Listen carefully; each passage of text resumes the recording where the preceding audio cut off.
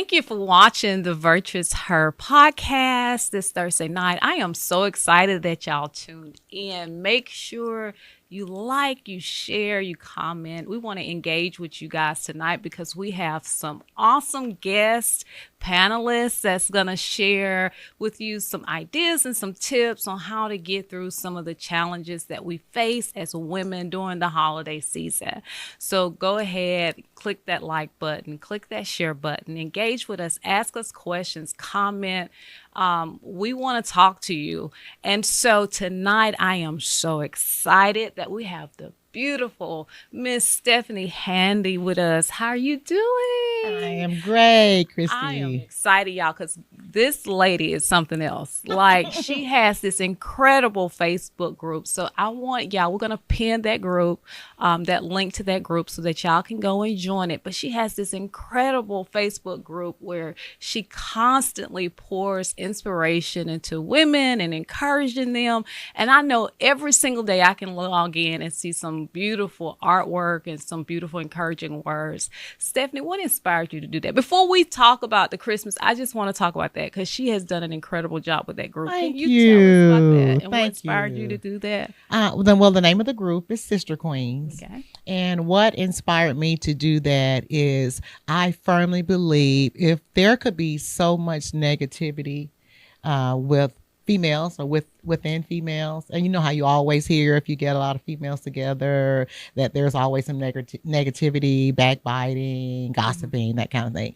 I'm like, if there's so much out there saying that this is how it is, I wanted to flip the narrative. Wow. And show that it doesn't have to be like that we can come together in positivity and love and unity and support each other and uplift and encourage and motivate, because that's how I feel. If I say I love you, I genuinely love you, you know?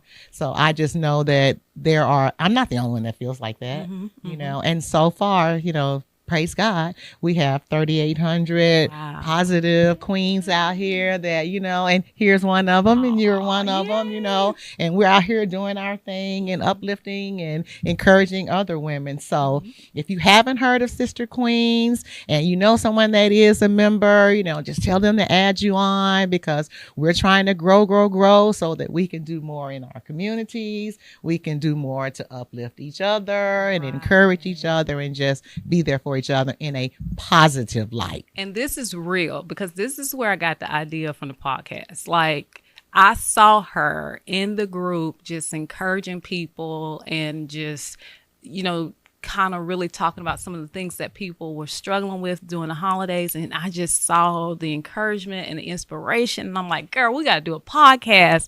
And as supportive as she is, she did not hesitate. And she made sure that we're here today. And she brought her beautiful friend, Miss Tiki Curry. How you doing? I'm great. How are you, ladies? Hey. Thank you for having me. Thank you for coming. Tell us a little bit about yourself. This is my first time meeting her, so I love these impromptu podcasts where we can just really get to know each other, and it can be authentic and it's not scripted. So this is real. So how you doing? I'm great. Yes, my name is Tiki Curry, and I've been in Birmingham for about 25 years now. I'm not a native, but I kind of feel like I'm a native now. I'll be talking about celebrating solo, but I am married. I've been married for 11 years now. Wow. But I got married at age 37, so I do have a lot of experience of having solo Christmases. So, but yes, let's talk about that, because that's kind of so, hold up. So 37 years you were single. Yes. Right. Mm-hmm. And so you had to go. So talk about that. Well, you know, you get to the holidays, you hear that song, "What Do the Lonely Do?" I say, well, who told you were lonely? Yes. You know, December 25th is no different from July 28th. It's no different from March 3rd. And, you know, I know that the season can be a downtime for some because, you know, of loss or and just being solo. Mm-hmm. Maybe you're not in the same state as family. You've across the country, or you just broken up with someone, or you know, somebody might talk about the divorce. Mm-hmm. But being solo during the Christmas time for me, it was a little taxing because I have like a blended family. So I was traveling, going to see everyone, but at the same time, it was joyful because Aww. I get to see, siblings and nieces and nephews, that I haven't seen in so long. But on the flip side, outside of just being with family, when I couldn't be with family, there were girlfriends.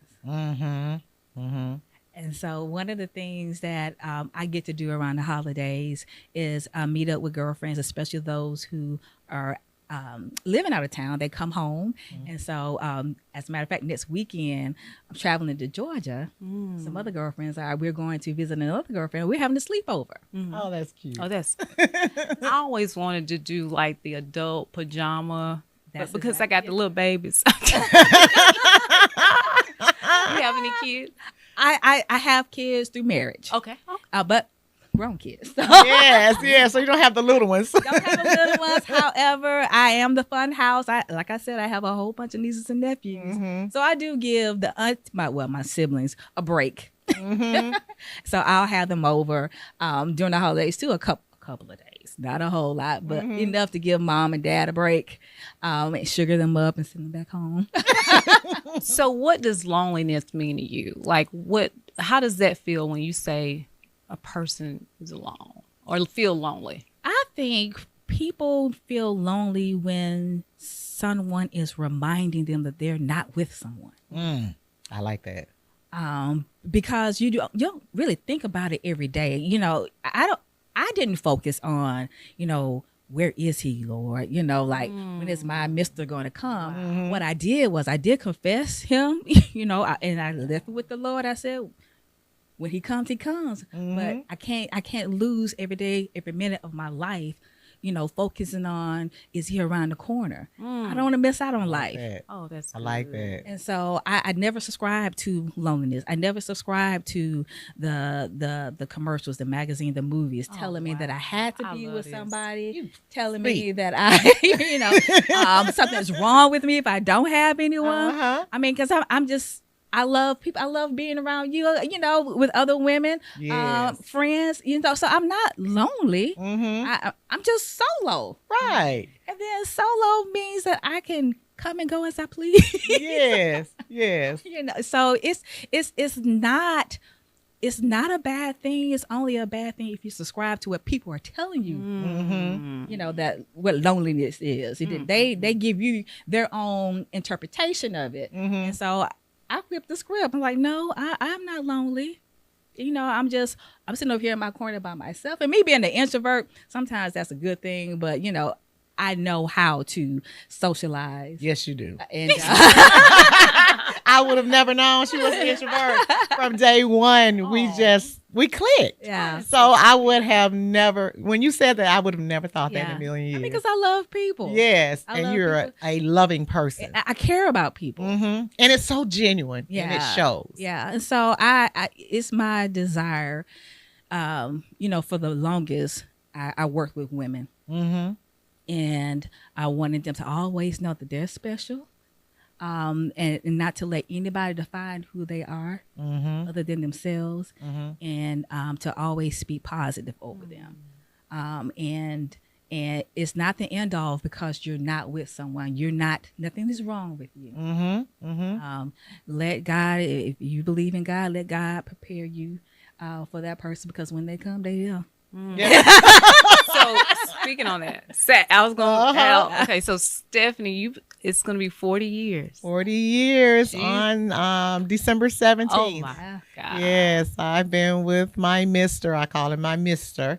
I've been with my Mister since 1980, and we were married in 1983. They so cute, y'all. Y'all got to join the group. So what about those people who are married? They have somebody, but they still feel lonely. What would you say to those? How would you encourage those women?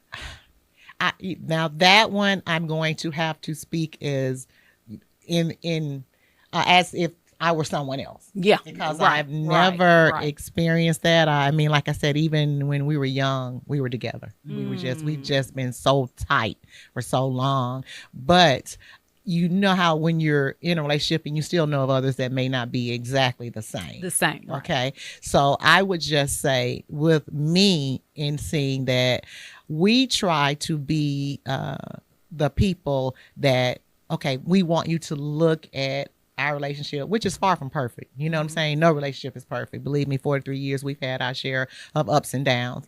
But we still, when we're around other couples, we try to be those people that, okay, we know a marriage can be loving and lasting and romantic and touchy-feely and, you know, that kind of stuff without all the extraness, you know? So we try to show that when we're around other couples. So, because we want to encourage, you know, like, even though you've been married a long time, you hear people, oh, you've been married a long time, you don't really like each other no more, and the kids are gone and they're all grown, and now you're just, he's over here, she's over here. We don't do that. You know, we don't do that. I'm all over him. You know, that, you know, so that's just how we are. But, you know, we try to encourage couples that we do know that are going through those challenges, that it just doesn't have to be like that. Just because kids aren't there, that's time to focus on you now. That's your time now, you know. So we just try to encourage and motivate, just like we do with women. We try to do the same thing with couples. So what about the women? Either one of y'all can answer this one. Women who self-isolate during the Christmas time because they are focused on who they don't have or who's not around. And I've seen women go into this little cocoon or this little shell during Christmas and the holidays to kind of just grieve the fact that they don't have family, friends around. What would you say to them? Be intentional. Be intentional.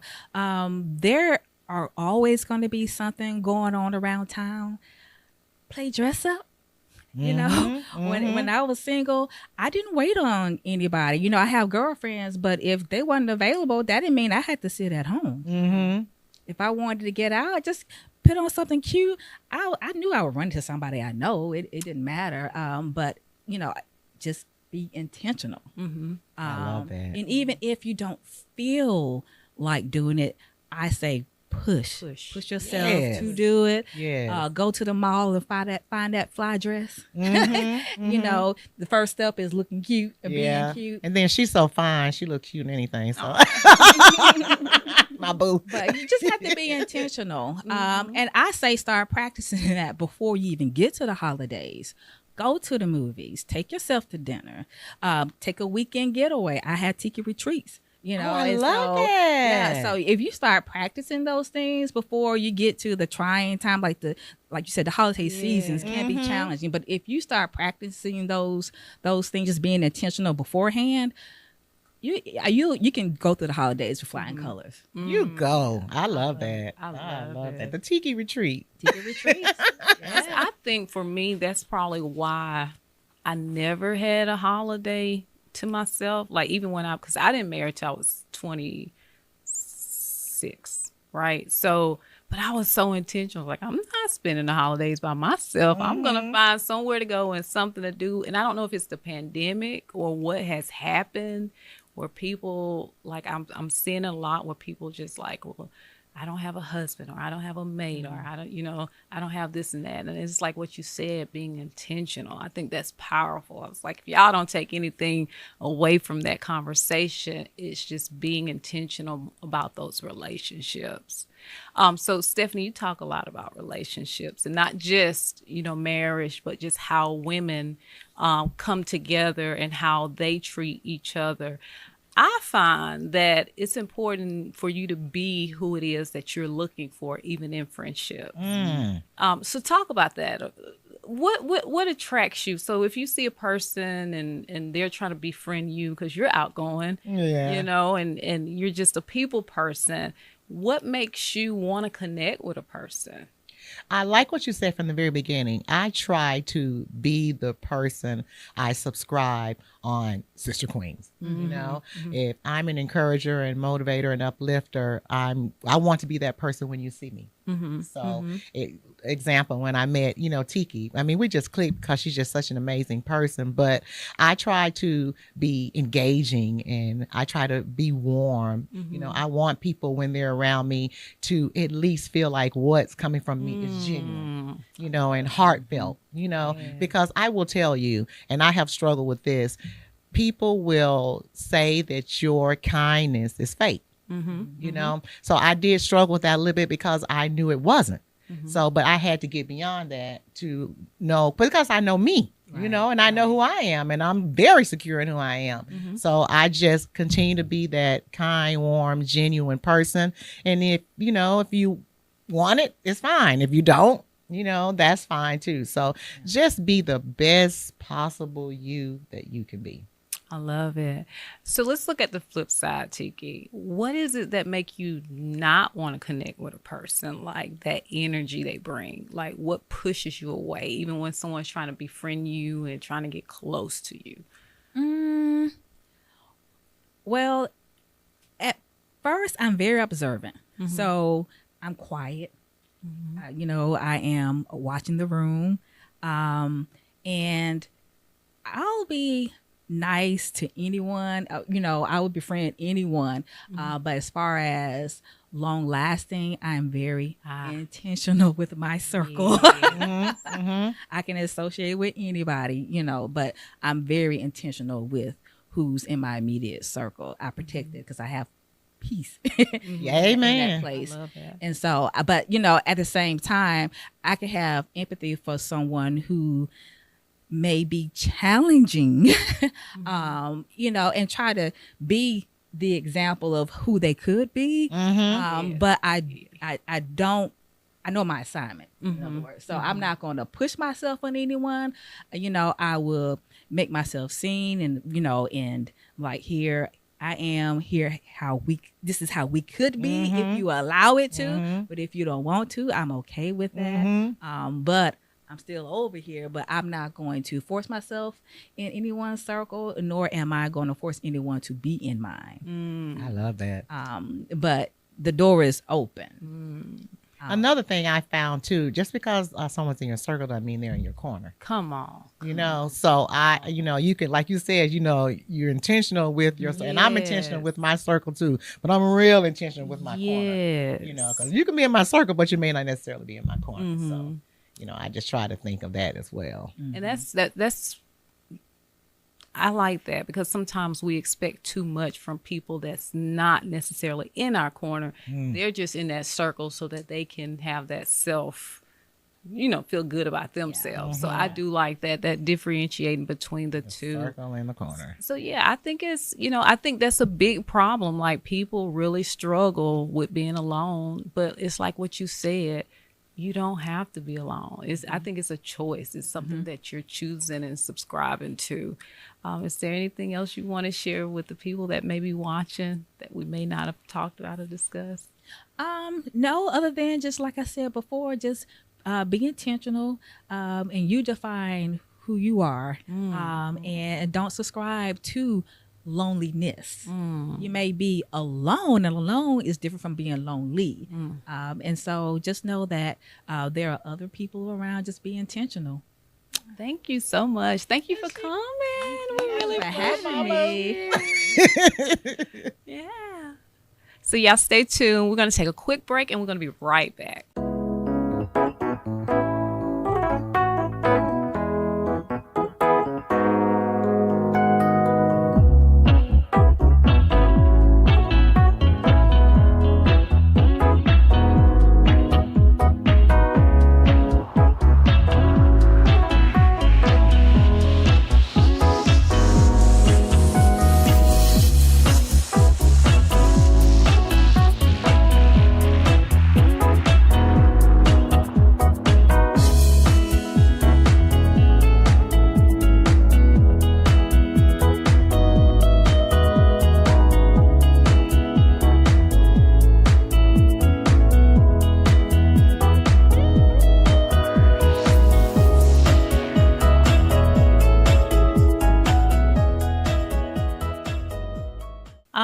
So thank y'all for coming back. Oh, we got so much more in store for you. We have the beautiful Miss Rhonda Holley here with us. And of course, Miss Stephanie. Miss Stephanie, before we introduce our next guest, I do want to talk about special holiday moments. Are you doing anything special this Christmas? Well, our Christmas with having 5 grandchildren is basically the same every year. We just spend time with our kids and our grandkids and just try to make that as fun and as memorable for them as possible. Oh, yeah. So that's what we're doing. You know, the cooking, the basic cooking. We always try to have a different theme, though, each season or each Christmas. So it's not always like, just example, for Thanksgiving, we did the Asian theme. Oh, wow. So That's for Christmas, we're going to come up with another thing that we can do because we get tired of the same, turkey and dressing and, macaroni and cheese and candy yam. So we'll have a thing for Christmas and we just had to come up with it. My special moment, and this is really special, it's going to the tree farm and getting a tree. Oh, I love that. At this point, I don't even care about decorating it. As long as we get the tree, because it's like it clears up allergies in the house. It does so much. It smells so good. Like, that's my special moment. So, Rhonda, talk to us. Tell us why those special moments are so important during the holiday season. Yeah, sure. I believe that without relationships, life has absolutely no meaning. So creating relationships, building relationships with family and friends, it's just very important. One of the things that I keep in front of me is a spirit of gratitude. Wow. And, being grateful. I keep it in front of me knowing that I may not be a millionaire. I might not be a billionaire, but I'm wealthy in other areas of my life. I have my faith in God. He's blessed me with a husband, children, grandchildren, and, family, friends, shelter, just so many things that I'm rich in. So, gratefulness is fulfilling and, it brings joy. It does. Yeah. I believe in a attitude of gratitude. Absolutely. An attitude, because I think that's really what shapes your holiday season. It does. It's your attitude. It's how do you feel about it? Like, you have to be intentional about having the right spirit and the right heart and the right mind, because if you focus on what you don't have, you're not going to enjoy the season. You got to look at what you do have. Right. I know I used to go through my house and I used to decorate and do all this stuff, and it had to be a certain way and blah, blah, blah, blah, blah, blah, blah. And I'm like, and now I'm like, I'm just happy for my family. Right. Grateful. Right. Yes. For it, because they don't have to be there. God didn't have to bless you with what he has blessed you with. And so many people are experiencing so much loss and so much grief, and just taking inventory of what you do have. And so how do you talk to people like that may not have that same spirit that you have during the holiday season? Well, I think one of the things is that we have to think about what we would like to get out of it, out of the season, right? Because so many times we are emptying ourselves, giving out and caring about everybody else. So you have to think about what would I like to get out of this, right? I think that you also have to say no to the things that you don't want to do. Right? Yes. Say no to the things that you don't want to do. And that's how you shout. I know. Girl, no, it's a complete sentence. We will because it can leave you empty. It can. Right? And so you got to have that mindset. What would I like to get out of this holiday season? What are some things that you may want to do that's out of the ordinary? And some people don't have friends. Some people don't have family. And so if you're in that situation, join a small group. Right? Join a small group, because those small groups become family. Right? And so I think that this day and time, there's absolutely no excuse to be singing "What Do the Lonely Do at Christmas." Right? I think that you should, join a small group. Like I said, if you have family that's out of town or friends that's out of town, have a virtual cocktail party, dress up. They have online games that's endless. It's just, there's no reason you should not be celebrating and smiling on Christmas. I know that people are missing loved ones, and that's true. But at the same time, I feel like that it's it's a good idea to try to just refocus and to enjoy the moment, enjoy the people that's in your life. I agree. So yeah, I agree. yeah. I'm still at that no. Yes. Say no. Yes. Just Say say no. And you don't think about it. Like for me, Yeah. when you said that, it was like, oh, I didn't even realize that all you do is, it depends on who you are. You're pouring and you're pouring and you're pouring, you're empty, and then you're like, and then for me, it's like last year, I'd never forget. Last year, I stood there at Christmas, and everybody came around, and you're doing all this stuff, and then I'm like, why do I feel so drained? Right. Yes. Yeah, absolutely. And so this year I was intentional about like, okay, the week before Christmas, I'm not doing anything. I'm not working. I'm not doing, because I don't want to feel like that. Right, 'Cause absolutely. what's the point? Right. Like, at the end of the day, when the holiday seasons are over, you want to feel. You want to feel fulfilled. Right. You want to enjoy. I believe in creating experiences rather than just giving objects, right? Create an experience, have a dance concert, put on a concert, celebrity dress up, do something out of the ordinary. And one thing that may be important, I know for me, one thing that I had to stop doing was cooking, serving people while I'm having something, because You don't if you're get to serving enjoy it. people, you don't enjoy it. Right. And so either prepare the day before, allow other people to help you, because we like to do everything ourselves. Allow people, assign things, because people want to feel needed, and a lot of times we don't like to ask for help. Right. So assign people to other duties where you're not doing everything, because at the end of the day, what happens is you walk away feeling empty, and you've brought everybody else so much joy. I love that. I love that. it. I love But that. back in the day, that's how it was. Like, I come from a big family, and we had, aunts and uncles, and everybody would bring something, and it was happy. And I don't know what happened. At some point, I feel like that's all I was doing was serving, caring, and decorating, and I was like, I'm not doing it this year. I can't. I'm just not there. Like, oh my God. And I didn't realize that was happening. I'm sorry. This is my aha moment. That's okay. Absolutely. I didn't know that was what happened. I just knew in my spirit. It was like, no.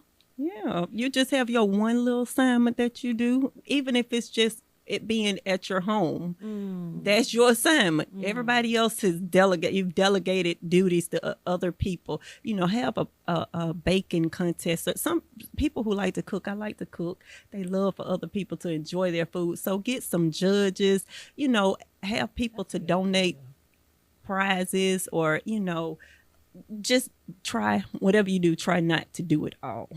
Do y'all keep y'all gatherings small, or are they big? How do y'all do it now since post-pandemic? Well, my family, the majority of them are out of state. So while I'm here, our family is just myself, my husband, and my kids and my grandkids. So it's small. Now, if I go out of town and we're with other family members, then it's larger. But mainly we're here. So it's just a small, intimate gathering of us. And we may have some friends to drop by and that kind of thing, but it's mainly just my immediate family. Right. And so for us, it just depends on how my husband and I feel. This past Thanksgiving, we went to the beach. My son was kind of salty. He's like, Mama, it's family. It's time for family. And you going with another couple. This is not a couple. We went to the beach because we offer for them to go. And they never go, so we just went by ourselves. So, I still do a whole spread Thanksgiving, full meal, but it just depends on how we feel. We're gonna stay home for Christmas, so it'll maybe be over my mother's house or something, and it'll be a lot of family. Okay. It'll be a lot of family. So I know y'all see this a lot. People on social media, they kind of dread going to those family gatherings because of maybe some of the questions that may be asked. Well, you still single, or you haven't found a job yet? Like, how would you encourage people to navigate through those conversations and still enjoy their family and friends without the imposing questions? The insensitive, How would insensitive. you- like for me, like I have a marriage ministry, so I understand that a lot of wives don't like going around their mother-in-laws or mother, and some of them aren't mother-in-laws, right?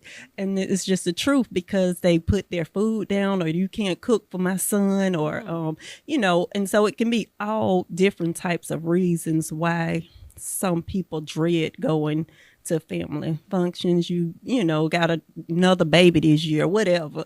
I just for me, I think that you should make a decision whether you want to be in that environment or not. Don't force it. So you wouldn't say. I would say that if it's an unhealthy environment for you, for your mental, then that's something that you have to make a avoid. Yeah.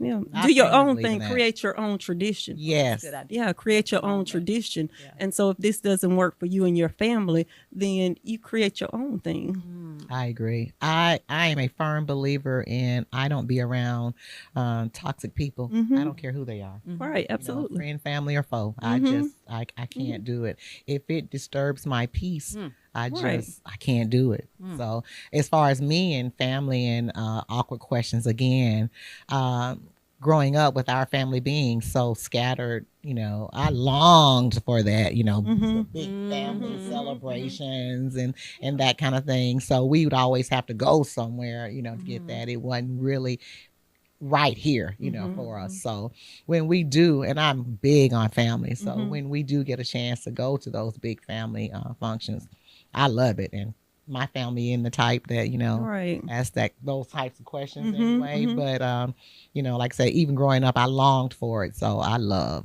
big family gatherings when I do decide to do them. Right. And see, my family is not like that either. But like my husband's family, when I first got married, they kind of I didn't like being around them like for family reunions.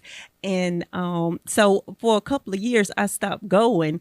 And what it did was the way that I handled it earned me respect. So now when I go, it's like, okay, what you cooking? And, they embrace me after time has passed because of the way that I handled it, as far as like not entertaining it and not being there if I, because if you felt uncomfortable. Right. Or disturbed your peace. And so, and so it earned respect. And, it's like I absolutely love his family. We have cousin trips now and, but it's like you have to do, because a lot of times it's because people don't know you. Right. Or they may feel like you've taken someone from them. So you don't really know why certain people act the way that they do. And I feel like sometimes you have to give it space, right, until maturity happens. Okay. So, yeah. Yeah, I think with family, that's kind of like that sensitive spot for me. I know, Stephanie, we talked before.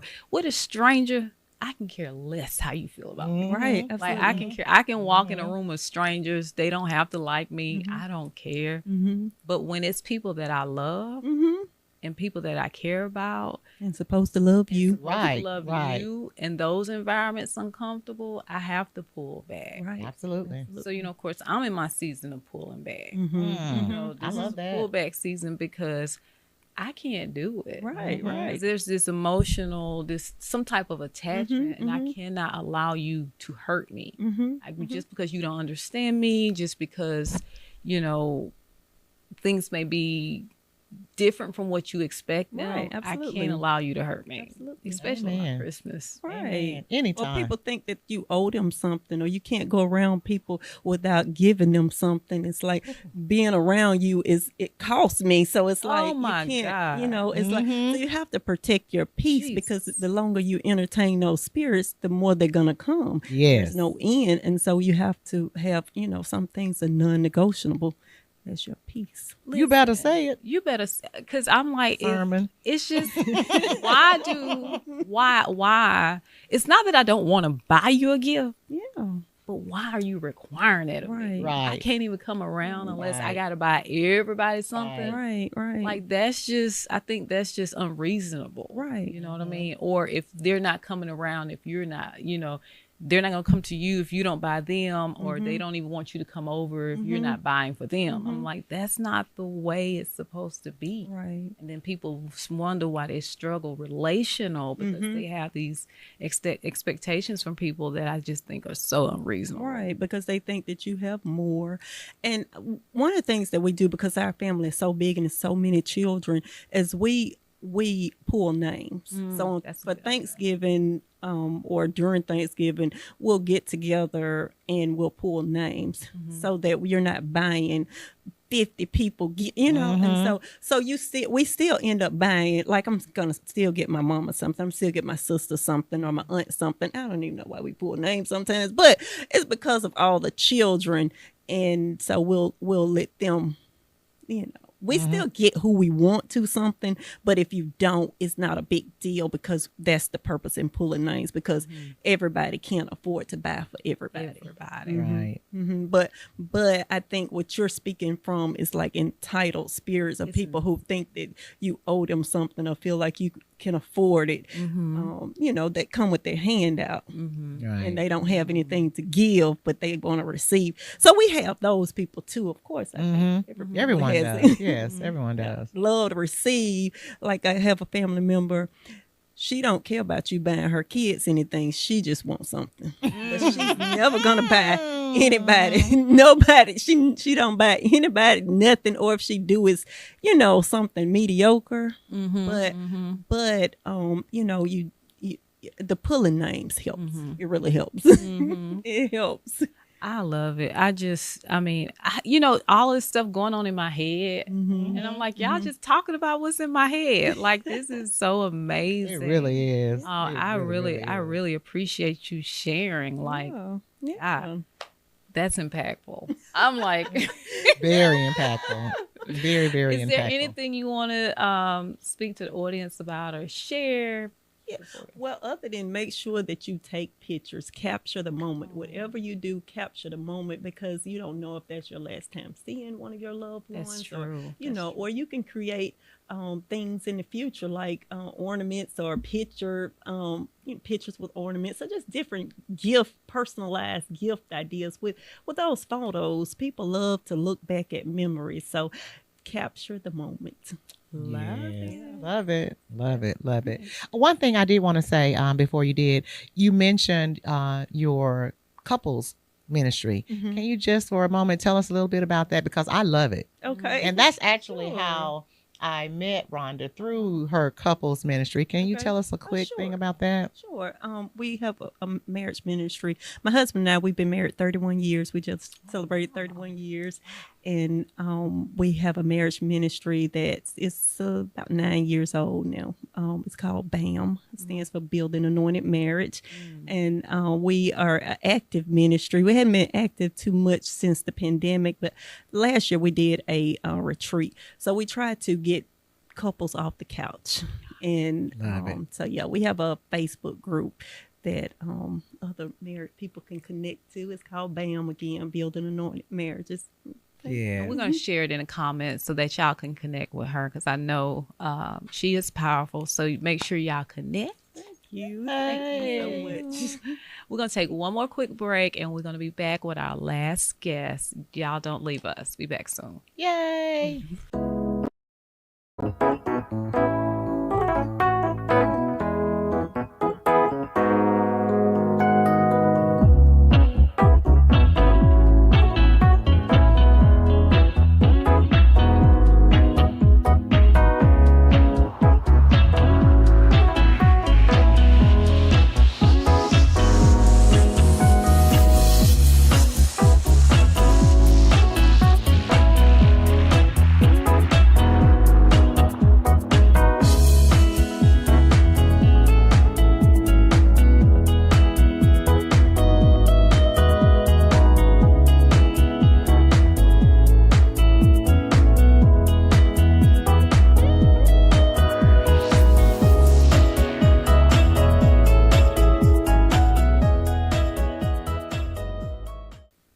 And we back, y'all. Oh my God. Didn't y'all enjoy our last guest?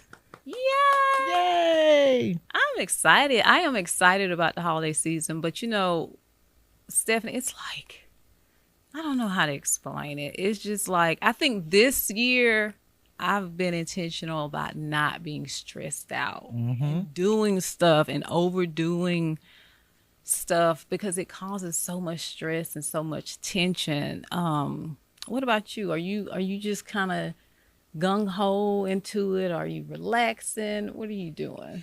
I would definitely say I'm relaxing. You relaxing? I am relaxing. I did do one thing that I've never done that was a little bit stressful. I put up 3 trees. So, and I've never done that in the history of the Handy family. I've never done that. So I did do that. But for some reason, it wasn't as stressful as I thought it would be because I took my time. I did not rush. I didn't feel like I had to have it up by a certain time. You know, sometimes people make you feel like, oh, you're late, you're behind. You know, I didn't care. Right. So I did this one this day and this one this day and, you know, this one the other day. And I didn't feel as stressed as I normally do, you know, because I literally hate putting up Christmas decorations. I love the look. And I love the decor, but I don't like personally doing it. But this time, you know, this year it wasn't bad. Now, my husband told me, you know, you got to take all this stuff down while you're trying to put all this stuff up. So that part might be a little stressful, but right now I haven't.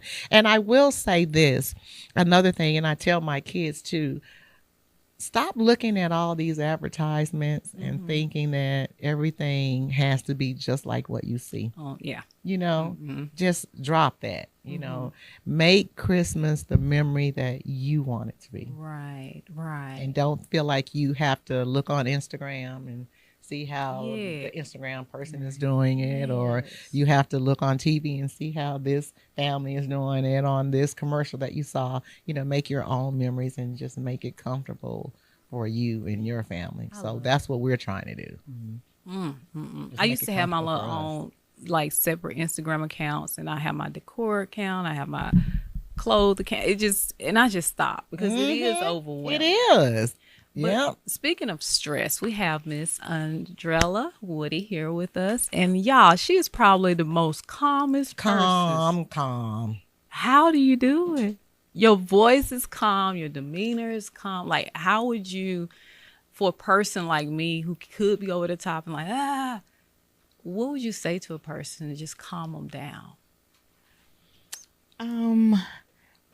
What helps me is that I don't internalize a whole lot of stuff because that's what happens. We just internalize things and then we try to figure things out. I have a God to do that. Oh, you better say it. Baby. So I depend on him for that. Yeah. I depend on him. And I just don't let things get to me. I really don't. But the thing about that is I have had some sleepless nights, you know, but I am good. I am good. You really are. You are the calmest person calm, and very so mellow. Yes. So chill. You're just always on chill. And I love it. I love it because Stephanie, when I asked you about the podcast, and I saw you in the group and you were talking about grief, and you was like, we need to really talk about it. But the first person came to mind was Undrella, and I was like, Stephanie, you think Undrella do? She said, ask her. All she can do is say no. I said, so I asked you. You said, yeah. Like, so what I know about you want to tell them? Like, okay, I'll let you tell them. Just okay. Let's let you do it. I don't want to cry, so go ahead. And I'm gonna try not to. Okay. Actually, you know what? I consider myself the 3 Ds. I've been married 3 times, divorced my first husband, and death by 2 of my other husbands. My second husband, I'm gonna say my first husband, Paul Smith. We were married for 14 years. We have a daughter. She's 17 years old. He died in 2018. And then I remarried in 2022. And he died this year. This year, 23. We were married less than a year before he died. And it's been a struggle. It has been, because I'm still sort of dealing with my Paul. I'm still sort of dealing with him and trying to deal with Ken. My late husband just passed, so it's kind of hard. So all three of them gone now. No, but you know what? Divorce does feel like a death. And I had a girlfriend still tell walking me around. that. Yeah, that He's divorce. still, I'm feels sorry, like I don't mean to, but yeah, he's right, still walking around. Right. But it felt like a death. I've heard that. It really did. I was young. I probably was like 19 when we got married. It was peer pressure. My parents none of that shacking. So it was more peer pressure. When I was at the altar, before I walked down that aisle, I knew I shouldn't have been getting married. But the embarrassment. I didn't want to go through that. I didn't want to embarrass him. I didn't want to embarrass myself and my family and all that. But yeah. Well, you stayed in there a while. 14 years. That's a long time. That was with my daughter's dad. Okay, the one that passed away. Okay. Yes. We my first husband, we stayed married on paper for 5 years, but we were separated for probably 3 of those years. Okay, I like how she said on paper. Yeah. On paper. So how did you handle, in the 14-year marriage, how did you handle the holidays and feeling how you felt in that type of relationship? You know what? For the last 4 years before his death, I was a caregiver. And he consumed every bit of me. To the point was, we had this daughter, but I'm trying to be there for her, but I'm also trying to be there for him as well. And so it was very hard, but I'm telling you, it was the strength of God. It was. And plus I had to work. And plus I had to just do all these other things, because he couldn't drive. He was on kidney. I had to take him back and forth to kidney dialysis. It was, I did not realize until after he had died how tired I was. I didn't, but God sustained me. Yes, he will. Really, truly did. I am still, I had issue with abandonment. After he died, I didn't want people to leave me. I didn't want people to, actually, I didn't want them to leave. And I had a real issue with that. How did you overcome that?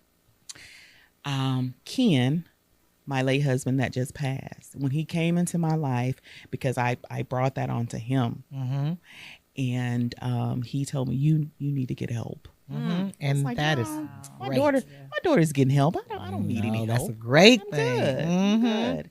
And he pretty much put his foot down. Like, if you don't get help, I don't know if this gonna work. If this gonna work. And so I did. Praise God. And I'm glad I did, because when I did go and seek help, I realized at that point that out of those 4 years, I was no longer the wife. I was the caregiver. Right. And I didn't realize that, because my daughter had a hard time when Ken came into the situation. And I just didn't know how to explain it. I knew that I wanted to be a wife again, but I just didn't know how to do that with her. And or how to explain to her why. And so when I did go seek counseling, that I didn't realize, okay, that's the reason why, because those 4 years I took care of him. I was his caregiver, and the wife was off the table. What would you tell another woman that's going through that, where she's the caregiver for her spouse, or maybe even a family member? How would you tell them to get through that? How would they get through that time? Actually, you really need the support of your family. Mm-hmm. You really, truly do. It was hard. Paul was much older than me. He was like 15, 20 years older than me. Mm-hmm. So his siblings were older. Mm-hmm. So they would help when they could. Of course, people have their own life, their own family. Yeah. But you need that support. You really, truly do. From friends, from family, from church. I mean, you need the support because it's going to be hard. It's going to get overwhelming. It really is. It's challenging. I know when my mom, when her husband passed, he passed right in the middle of the pandemic, and she wanted to shut down like for Christmas time, and I was like, no, you coming over. It's like I had to make her, like, you're coming over here, we're gonna have Christmas, we're gonna do this, and it was just so hard trying to pull her out of that place, because that's all she knew was her husband. Yeah. That's all she had. Mm. And sometimes I feel like, I wonder, of course you still miss them, but for those people who miss their loved ones and they're not there and they haven't gone on to another relationship, how do you deal with that? What would you say? Especially around the holidays. Mm-hmm. Some people feels is if they feel like there's not a certain time limit, but people feel like there should be a time limit on how long. If you want to go and meet other people, they think should it be a year? Should it be 6 months? Should it be 5, 10 years? But there's not a time limit on it. But they feel like that. Your love is you still going to love that person. Right. But they feel like if they move on, I don't know. That they're destroying what they had with that person. Right. So, but is it harder around the holidays? It is much harder around the holidays. So what do you do right now? Like, what are you doing right now? Right now, I remember in 2018, Paul died October of 2018. Our anniversary was in November, the next month. I struggled so hard. I don't even know if I even got out of bed for Thanksgiving, because it was right before Thanksgiving. And but what really got me up and going was my daughter, because for her, I felt like I put her on the back burner when he was sick. And so I didn't want to do that anymore. Right. I didn't know. And she was hurting. Oh, man. And, I seek counseling for her. Which is a very good thing. Which I didn't think I needed, but I did. But, she went to counseling. But I had to snap out of it because I didn't want to put her through that anymore. I did. So you would say for someone that is going through grief, especially losing a loved one, a spouse, or maybe even a mom, or, whatever, you definitely would suggest counseling for them. I would suggest counseling. These are the, I say the 3 C's. Choose what's best for you. You really do have to choose what's best for you. And, connect. The thing about that, we need connection. Yes. We really, truly do. So connect to people. And don't always say you're okay, because you're not okay. Be honest. Be honest about it. There's time when somebody asks me, no, I'm not okay. I'm having a bad day today. And it's okay not to be okay. Right. Right. And, but people do that. They say I'm okay when they know that. That's like a word. Okay. They're saying okay. They're not okay. So And just communicate. So the 3 C's again are Choose what's best for you. That's just like when I say that, example, my late husband, Ken, I was able to deal with the process of grief because I had already been through it. And so this time, instead of me saying yes to every single thing so I can avoid the hurt, the pain, I didn't want to feel anything. I said, I wasn't going to do this. I'm going to take my time to go back to church. I'm going to take my time for joining anything, any type of activities. I'm going to take my time. And that's exactly what I did. we talk about saying no. Saying no. Saying no. I didn't. I said yes to every single thing. Wow. And I wanted to stay busy. I didn't want to think about it. I did, but I said no. I didn't want to go through that again. But isn't that how some people cope? That's how It's a I coping did. mechanism. That's what I did. That's exactly what I did. But I came back and I said, this process, it was just, I was able to feel it. I was able to feel. And then when I was ready to get back into whatever ministry I wanted to get back in, then I decided. I did not let people tell me this is what I need to do. You need to come on back. No, Yes. I said no. I put my foot down. All right. And, That's right. But yeah, so that's when I said choose what's best for you. And also, but believe it or not, exercise really helps. And I love how you do that. I love that. I mean, I do it to keep myself healthy and all this, but that's to keep my mind too. It really does. It really does. I do suffer from anxiety. I do still, and I thought I was kind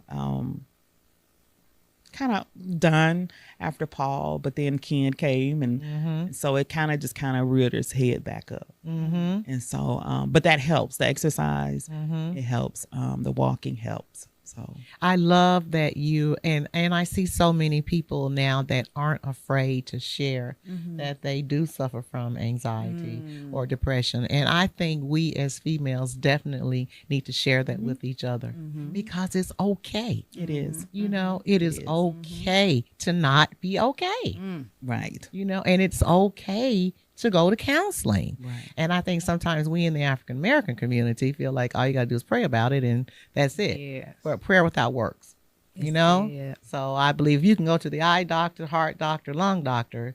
You can go to the doctor when you're not feeling your best. Right. When you're not moving the way you normally move. Absolutely. So I am so proud of you for doing that. Absolutely. I know my husband gonna get mad at me when I say this, but I gotta tell on him. Like when we first got married, his mom died from breast cancer.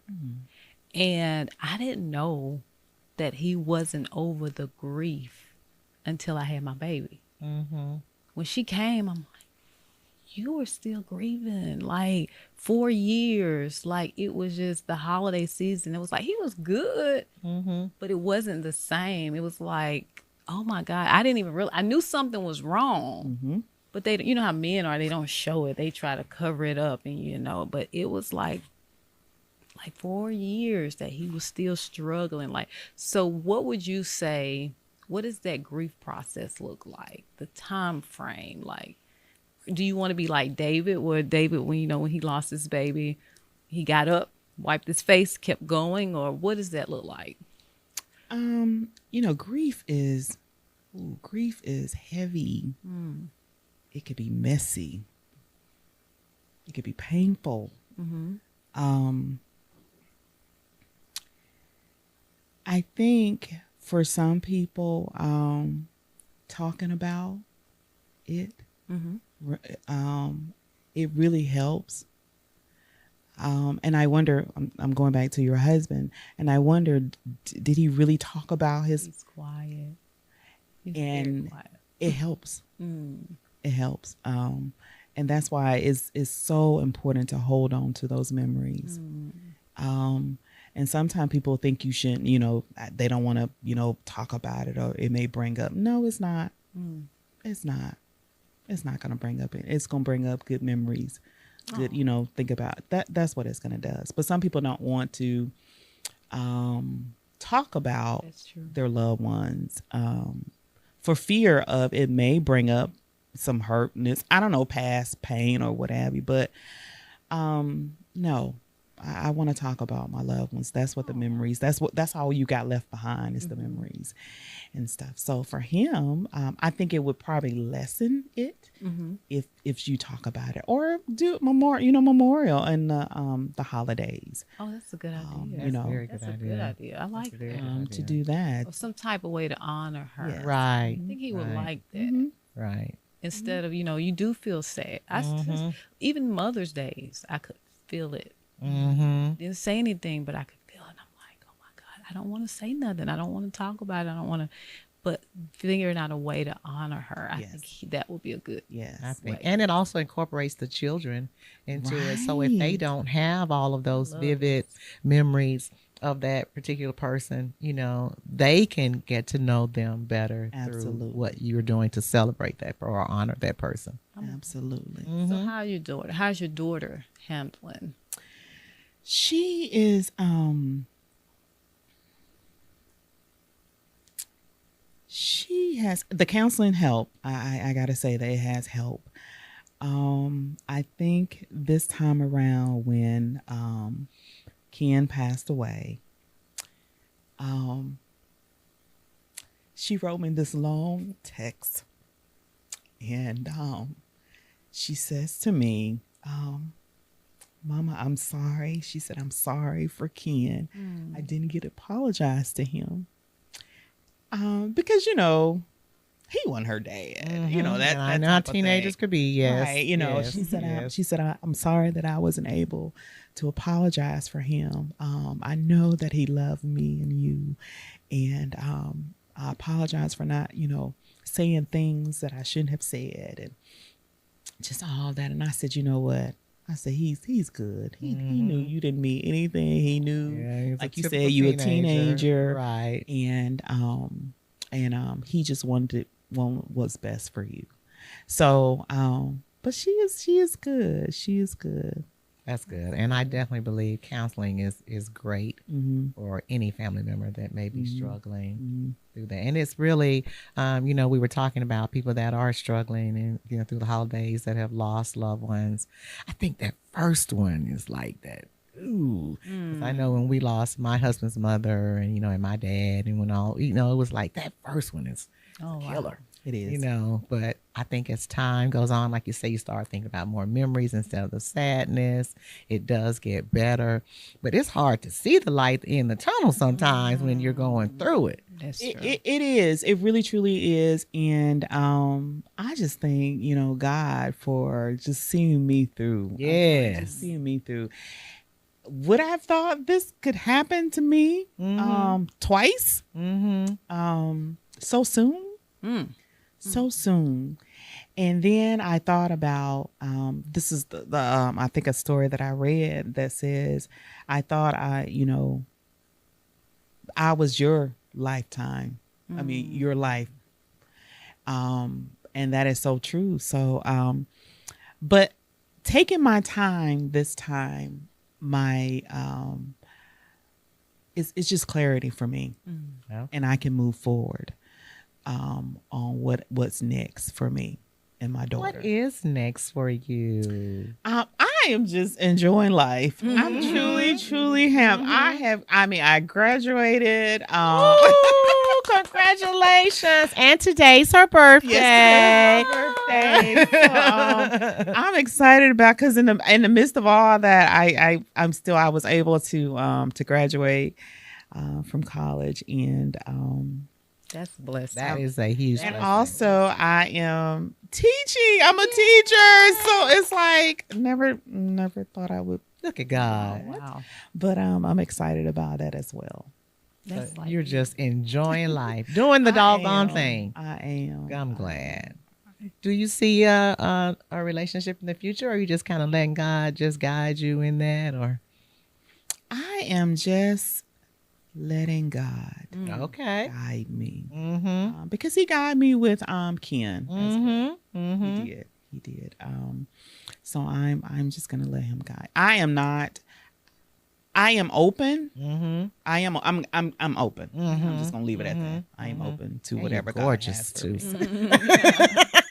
Whatever God has for me. So, yeah, I am.